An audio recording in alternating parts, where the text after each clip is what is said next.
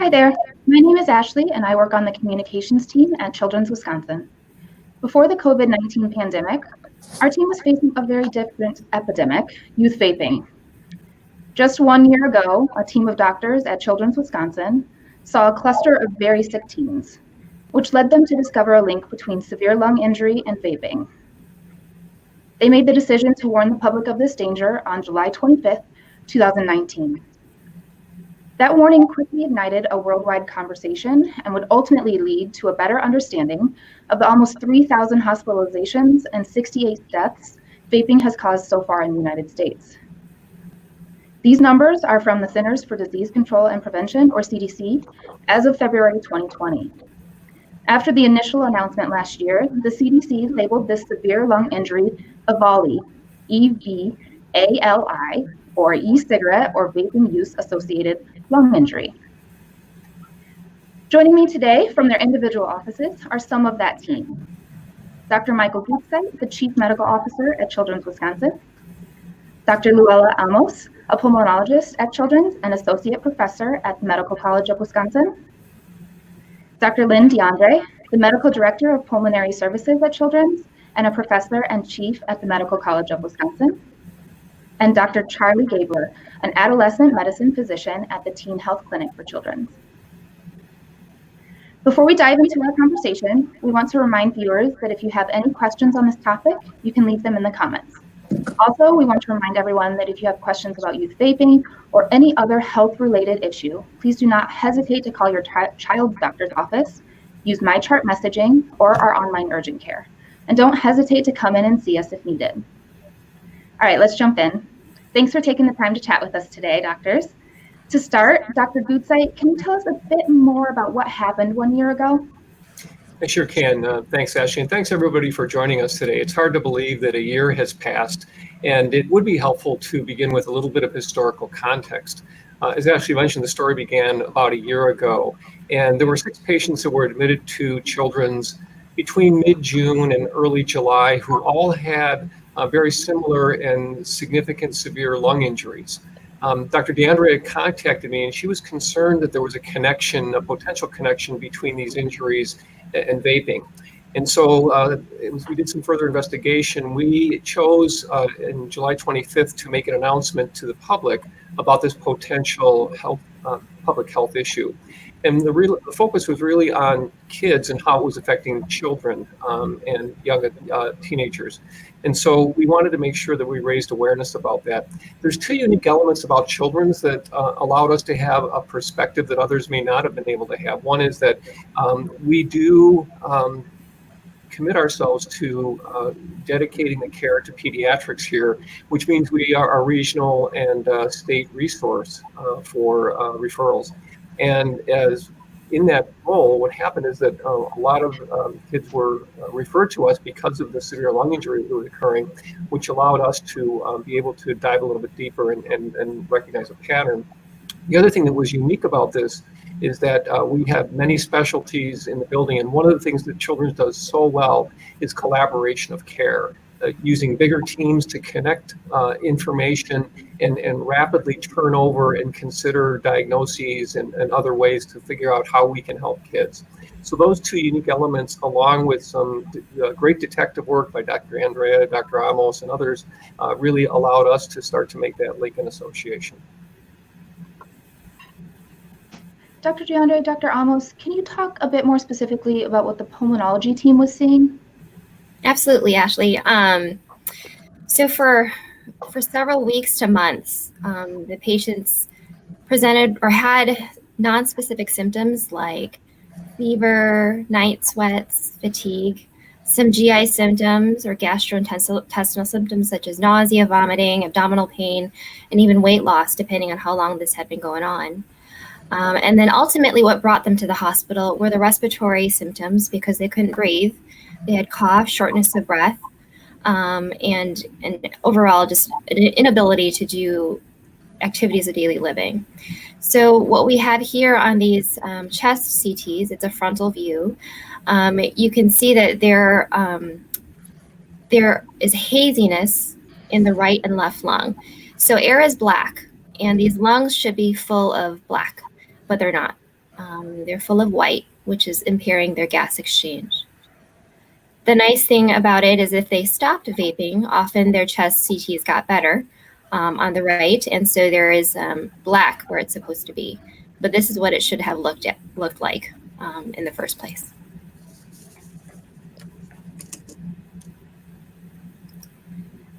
And I think Dr. Deandra will kind of speak to what she saw, because she was on service pretty much most of the time when birth cases came in. Yeah. You know, it was initially the kids had sort of trickled in, but it was that 4th of July weekend when we had 4 of them in the hospital at one time. And that was sort of, I think, the aha moment. Initially, we had thought maybe these kids all had pneumonia. That was our working diagnosis. But there was just something that wasn't right?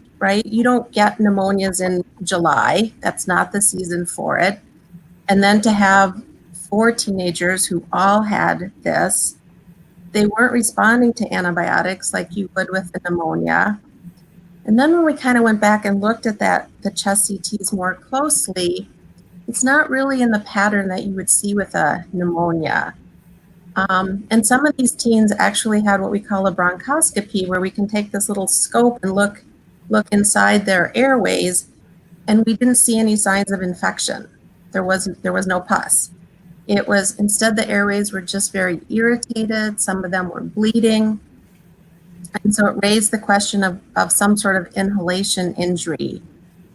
So as Dr. Gutzeit said, there's a lot of doctors who work here at Children's, doctors of different specialties, and we kind of brought everybody together trying to determine a cause.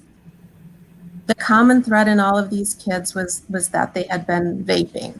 And so that was our working diagnosis. And I'd like to pick up from there. Thanks, Dr. Ramos and Dr. Deandra. One of the things that we do in medicine is when we're faced with a diagnostic dilemma or something that we can't quite figure out, we call in all the resources that we can. And as you've heard several times, we are so fortunate at Children's to have a number of resources, not only internally, but externally. And so internally, in addition to all the expertise of the many different providers and physicians who were involved, we also asked our infection prevention team to become involved, because we were concerned that this was a public health emergency and something that we needed to get the information out to the public as soon as possible. In addition to the internal resources, we have a very good working relationship and collaborative relationship with the Wisconsin Department of Health Services, who was tremendously helpful in terms of providing some support as well as some additional insight that could be helpful for us. So using all of those resources, we knew that we had an issue that we wanted to bring forward, and that prompted us to make the announcement on July 25th in conjunction with Wisconsin Department of Health Services, who also made an announcement at the same time, which was very helpful to raise awareness among the public. We didn't realize at the time, I don't think any of us realized at the time, that this would become a national and an international issue, a global issue really. And the tremendous work that this team did in terms of understanding what was happening and staying on top of things really led to that larger discussion that we're going to continue to bring forward, because we think it's so important for kids' health. Yeah, and not only did this team, along with others at Children's Wisconsin, treat the kids that came in with EVALI, but they also took action to help prevent future EVALI cases. Dr. Amos, can you speak to the proactive steps you and others with Children's took? Well, even before last summer, the public was becoming more aware of the vaping epidemic in children. In fact, in the spring of 2018, I was interviewed as part of a news story reporting the surge of vaping in middle and high school students. And then pretty much a year later, exactly, Dr. Gabler and I participated in an education night about e-cigarettes at Homestead High School in Mequon. And this panel actually included the Tobacco Coalition and Rogers Behavioral Health. So it was a great collaboration. Interestingly, one of the last statements we made was that the students in the audience who were vaping were unfortunately going to be the subjects of research studying the adverse effects of vaping on healthy lungs. And so that was an unfortunate prediction, right? So while the number of cases of EVALI increased nationally, our group then went out to the community and gave presentations to parents, teachers, school nurses, students, and even other medical providers to provide them with the information, I would call it ammunition even, about the dangers of vaping and what we were seeing in our hospital. We also collaborated with government relations and the advocacy team at Children's Wisconsin to help advance various pieces of local, state, and federal legislation to reduce tobacco and e-cigarette use among our teens. We also helped inform congressional action, including committee hearings regarding EVALI and e-cigarette use among teens, and the development of federal policy and legislation. We were a resource to Senator Tammy Baldwin's office, who leveraged children's expertise to send letters to the CDC and the FDA to encourage action and to solicit information on this important topic. We also had to help inform legislation at the state level. So we were able to sit in front of the Wisconsin Assembly Committee of Substance Abuse and Prevention and testified in support of the Wisconsin Tobacco 21 bill to raise the purchase age of tobacco and e-cigarettes from 18 to 21. At the end of 2019, so December 2019, Congress passed legislation to raise the age for sales of tobacco and e-cigarette products from 18 to 21. And the FDA has acted to implement this immediately, and it is now legal for a retailer to sell any tobacco product to anyone under age 21. But they also release guidance and resources for state and local governments, law enforcement, and retailers so that they could actually implement this new law locally. Additionally, the FDA released an enforcement policy regarding flavored e-cigarettes. So there's been a lot done since last summer. This is a really important key message, whether it's vaping, EVALI, or COVID-19. The best treatment is prevention. We believe that very strongly in pediatrics. And the more we can advocate early and prevent kids from vaping, the more likely it is that we will have a successful outcome. You know, we all, while we have tremendously experienced and knowledgeable providers here, I think every one of them would say we would much rather never see a kid hospitalized with EVALI because we'd rather get it on the front end of things. And I think Dr. Gabler will talk about that in just a little bit.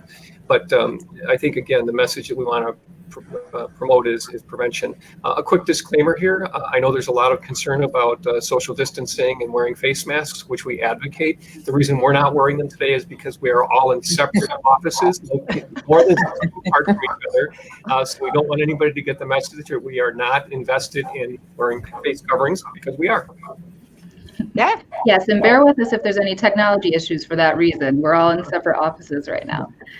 So legislation like what Dr. Amos just talked about can be very helpful for keeping EVALI patients out of the hospital. But some of you are pediatricians or physicians that have had to talk to your patients about vaping for years. Dr. Gabler, can you talk to what it was like before EVALI and how it's changed since? So really what happened, Dr. Amos nicely pointed out that we had a giant spike in vaping in between 2017 and 2018. And that was really because of the popularization and widespread marketing of the Juul device.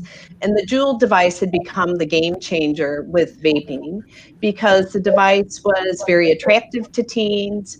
It was easy to conceal, and they could easily charge it into a port of a computer.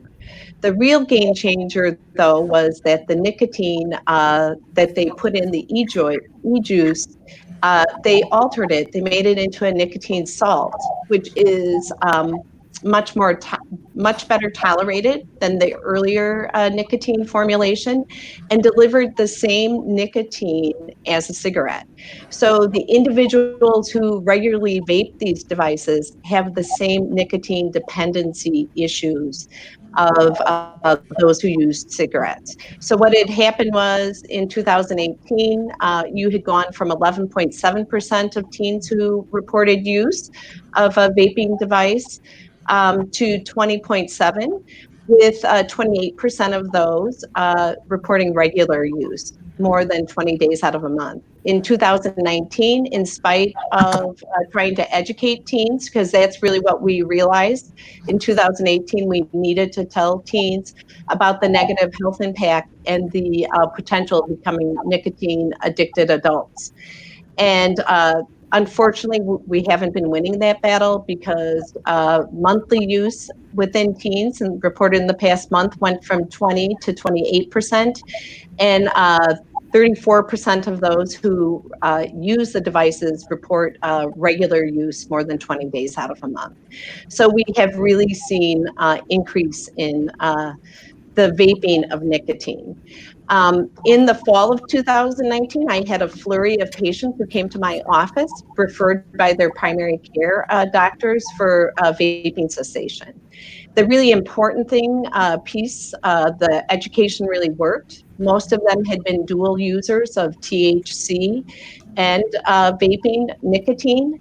They had clearly gotten the message that they should not vape THC. And they also have clearly gotten the message that they should not use the carts, which are like the homemade cartridges. They clearly continue to use clearly see retail products as the products that they should use. Really, the other thing about the legislation, though, unfortunately, what I found in my regular users, they, just like teens, have always been savvy about finding where they can get the devices. Either they know of retailers who will not card.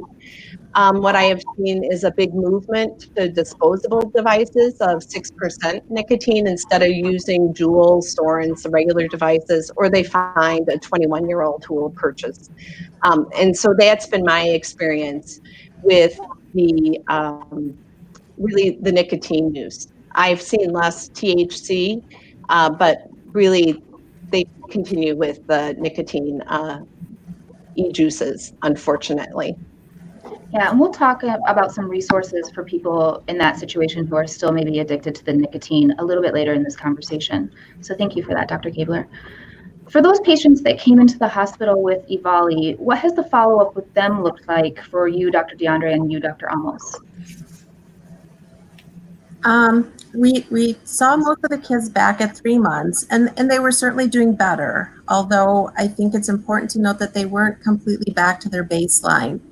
A lot of them were still complaining that they were sort of short of breath, especially if they tried to exercise. As you saw in that one slide, their chest CTs had improved, but we can do a breathing test to look at their lung function, and those were still showing some subtle abnormalities. So some of the kids we just monitored, others we put on inhaled steroids. Some of them actually got a course of prednisone to try to continue to heal their lungs. And then, unfortunately, we had hoped to see them back in 6 months, which, if you do the calculations, is when COVID hit. And all of our March, April visits were canceled. And so we have not been able, we're in the process of reaching out to the teens to see how they're doing and bring them back to clinic if necessary. I agree. As long as they had stopped vaping, their objective numbers or their objective evaluations, like the lung function tests and the imaging, improved.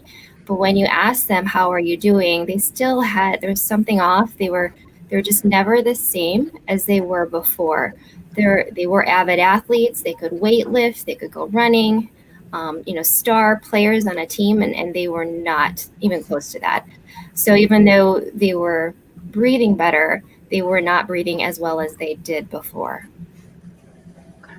As part of that follow-up and to help everyone better understand EVALI moving forward, your team did some research and published an article. Can you tell us a bit about that? Well, we did feel it was important to tell other people about our experience here in Milwaukee and Wisconsin. As physicians, we're used to sharing knowledge with our colleagues, and here was a group of teens who were sort of at the forefront of this. So we put together a group, representatives from all the different disciplines who had been involved.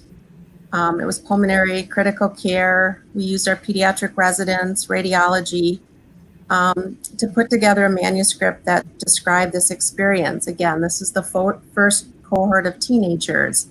We were fortunate the paper was published in April in Pediatric Pulmonology. And we do want to say we're very grateful to the teens and their families for for allowing us to share this story, and hopefully has helped some other teenagers and their providers around the country.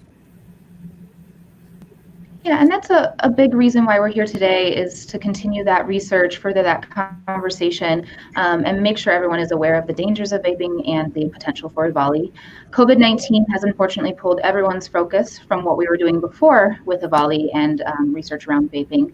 But the team here wants to make sure that we don't forget about the dangers of it and the long-term impact to teens who become addicted to nicotine. COVID-19 has also impacted those teens who vape. Can you talk a little bit more about that, Dr. Gabler? Well, it's interesting is that in my practice, I've had some patients I've been trying to help doing vaping cessation during the past year and a half. And I've had mixed results.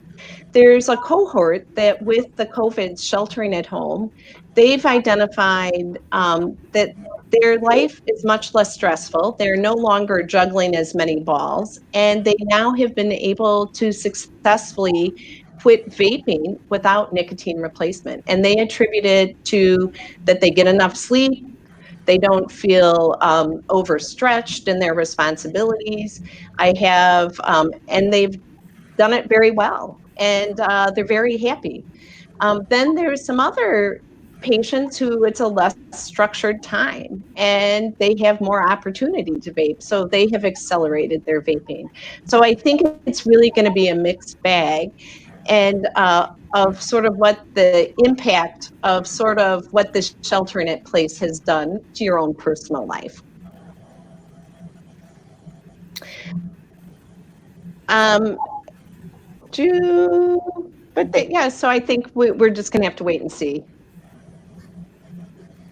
From a lung standpoint, I think COVID-19 has been very challenging, I would say, in the very least, to understand. There's this meme out there that says a recent study has shown that all recent studies are false.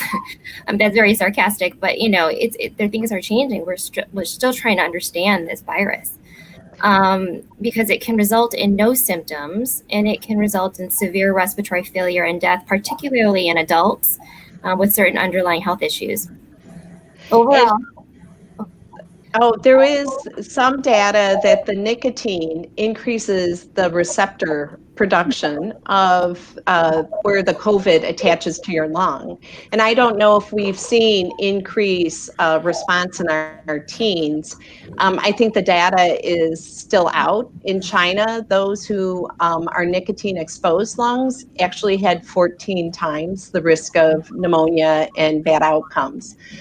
But I can't speak to if we've seen that within our teen population, but certainly nicotine exposure in your lung is probably not a good situation with COVID. Absolutely. I mean, we've fortunately been able to see that our children seem to be spared somewhat from the lung disease associated with COVID, but there is this mysterious inflammatory disease associated with it that we're still learning about.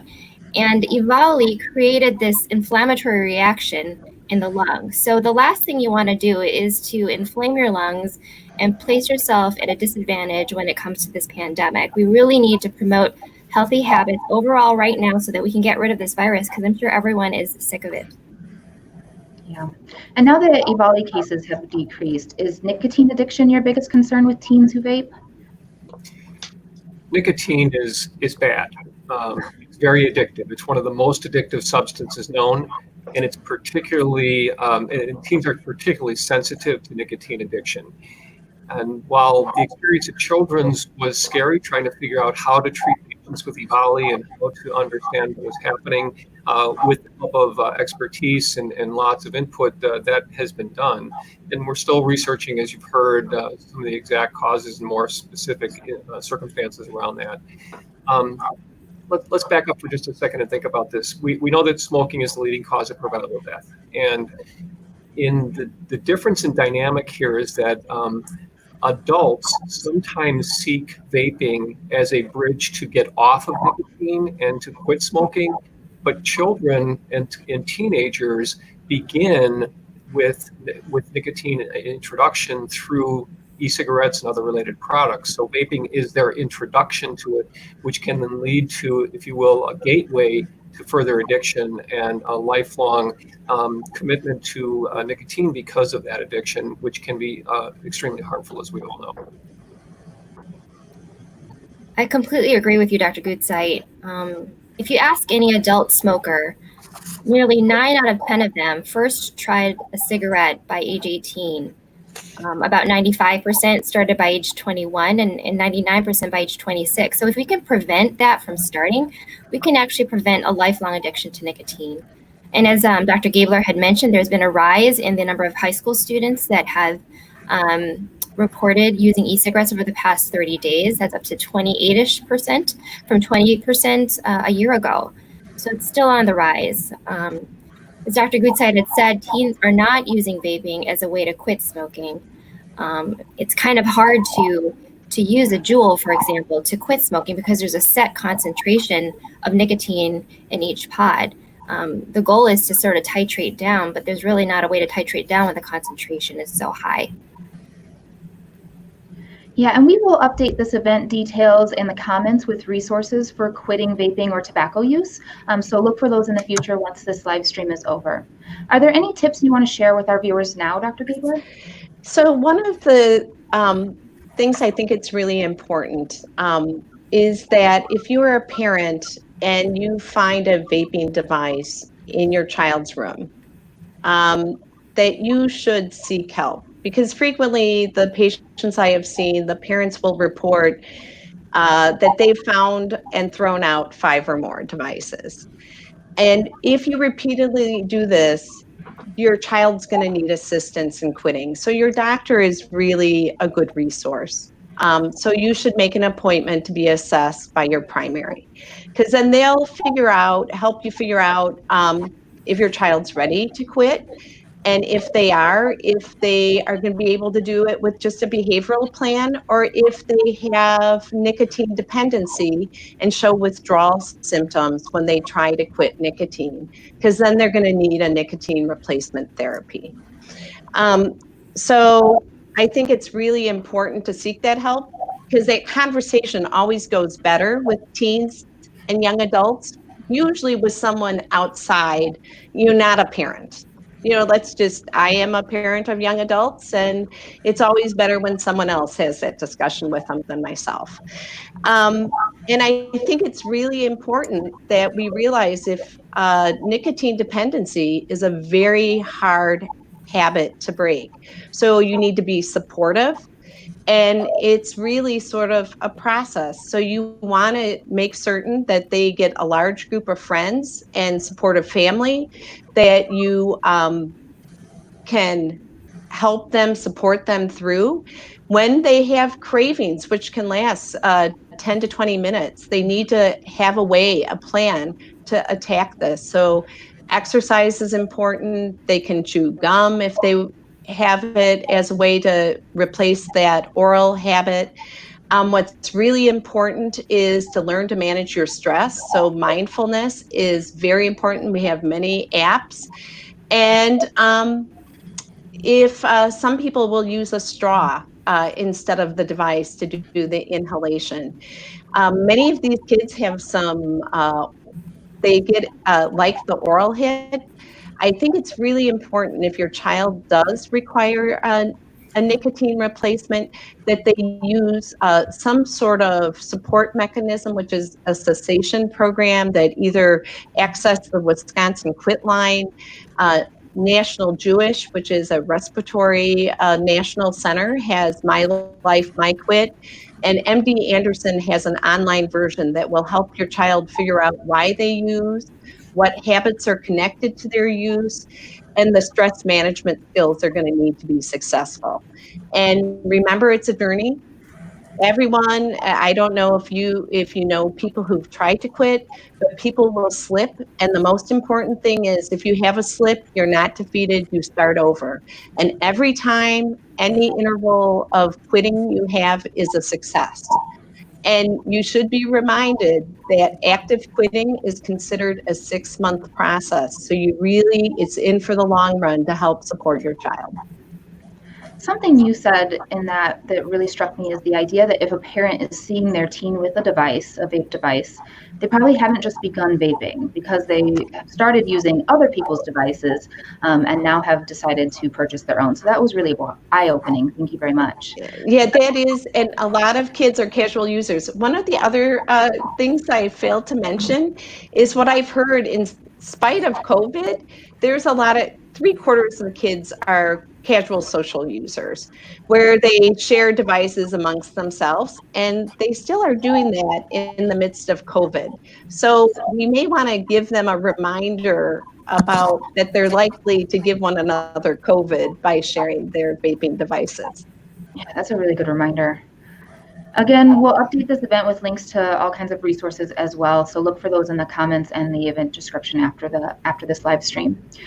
So what's next for addressing vaping in teens? Short term, we will be reaching out to the teens who were involved with the EVALI, and I think we need to make sure we try to understand what impact it's had on them. And I think we should also continue to educate everybody about the dangers of vaping, because preventing vaping, I think, will be more successful potentially than getting our teens to quit just because they are so addicted. If we can get even one child to never vape, I think that's a success. There's 4 themes that you've heard about today that I think are really important to remember as we finish the dialogue, but continue the conversation. Advocate on behalf of legislation that can prevent access of nicotine to teenagers. Be educated about what is important and what are the risk factors as well as the long-term implication. Resources. Don't forget the trusted resource of your primary care provider who can give information and knows well the individuals who are involved and can talk. Trusted websites are important too, and thank you to all of you who are providing those websites to be posted for access. And then finally, talking about it. Ignoring the problem does not make the problem go away, but talking about it at least starts a conversation and a dialogue. So we think these are some of the important messages. Yeah, it doesn't look like we got any questions from viewers live, but please continue the conversation within the comments after this live stream. Thank you again to all of you for taking the time to do this today. We will continue to talk about vaping and providing resources to help prevent kids from starting in the first place, and for those who are already addicted.